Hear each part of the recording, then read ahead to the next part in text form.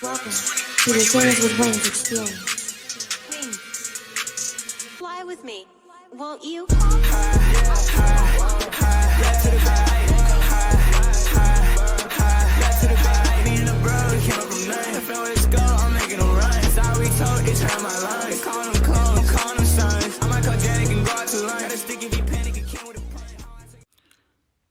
Peace. What's good, guys? How's it going? Hope you guys are doing well. Smackdown last night fucking sucked. Outside of the fucking awesome opening segment involving Brock Lesnar and Roman Reigns, and the closing segment involving Roman Reigns and Seth Rollins staring down one another. Other than those two things, this show was completely dog shit. We saw the Usos versus the New Day for the 2 millionth time. We just saw that at day one. We're getting it again 5 days later. 6 days later. What the fuck? What in the actual fuck? In a street fight, no doubt. Then we got some of the participants for the Women's Royal Rumble. We've got basically all of them named, and what's interesting is that Mickie James is going to be in the Rumble. That's really fucking cool. If you guys don't know, I'm a huge fan of Impact. I've been for quite some time. This is great. I think the reason why they're doing this is because that roster has been so depleted. I think what WWE needs to actually do is to kind of go ahead and purchase Impact Wrestling. And the reason why I say that is because Impact really doesn't have a massive roster. They've never really had like a massive roster. I think it would be cool for them to scoop up some guys and girls there. Obviously Purrazzo, Moose, Eddie Edwards, Sami Callihan. I think it would be good for WWE to purchase Impact. I think that would be great.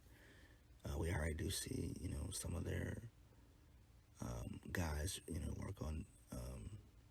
work over in NXT. Cameron Grimes, aka Trevor Lee, LA Knight, aka Eli Drake. McIntyre's done some stuff there. Bobby Lashley's done some stuff there. Xavier Woods has done stuff there years and years ago. But that would be a great fit. It would. So let's actually talk about Seth Rollins and Roman Reigns. I know a lot of people are going to be pissed, but I'm not. We knew that this was going to happen. Those of us in the know, we knew that this shit would happen. And believe it or not, I'm fine with it. It just shows you that this brand split needs to fucking end. All the mass releases that have taken place in the last 2 years needs to be proof enough that you need to go ahead and merge the damn rosters. Merge the rosters. You don't have enough stars on these shows to produce good television on both Raw and Smackdown. And the ratings prove that. The ratings prove it.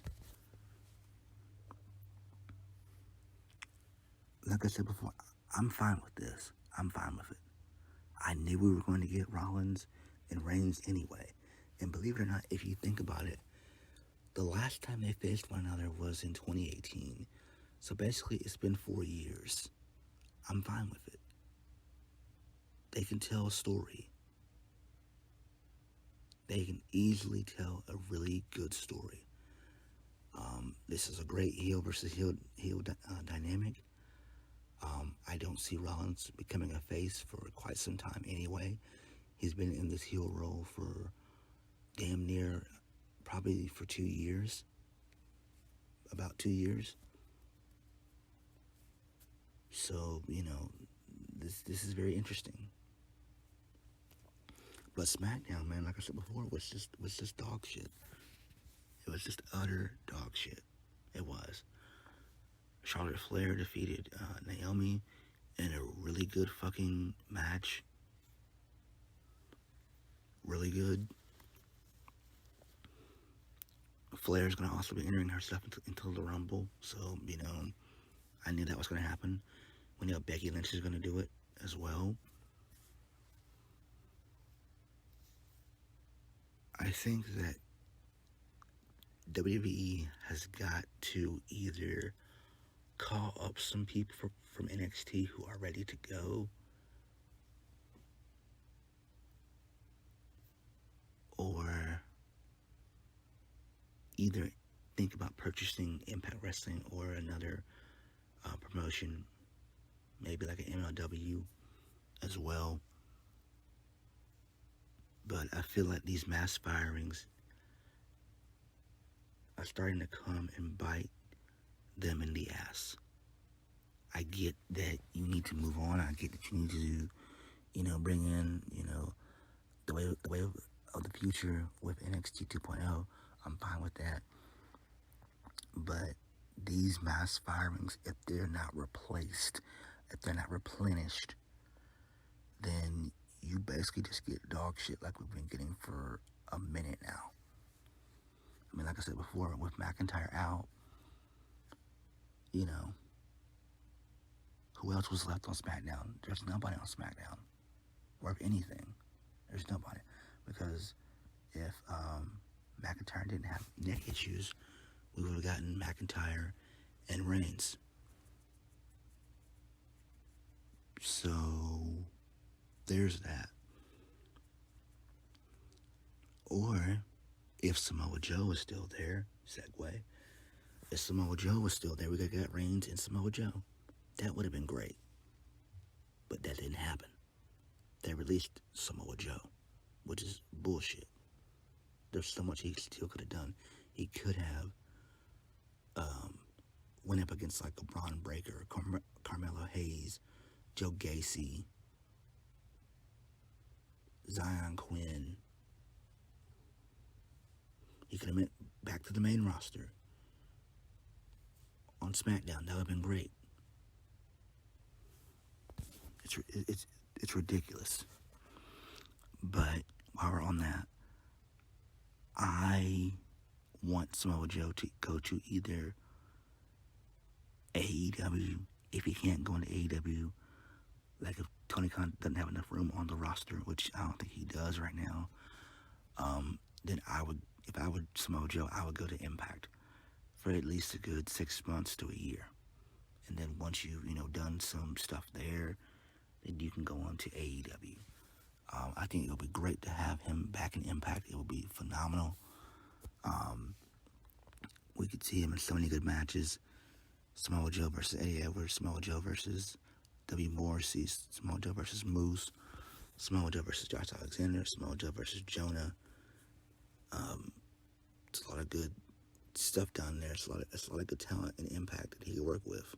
That would be fucking awesome. But yeah, SmackDown, like I said before, just was not good. It was not a good show. And this was just more of a mini review. Nothing else really happened on the show. Oh yeah, we got Happy Corbin and Madcap Moss defeating the Viking Raiders. Who gives a fuck? So on that note, thank you guys for watching. Please hit the like button, comment down below, and subscribe for more videos. Roman Reigns and Seth Rollins should be decent. And I can't wait for it. I can't. I'll catch you guys later. Peace.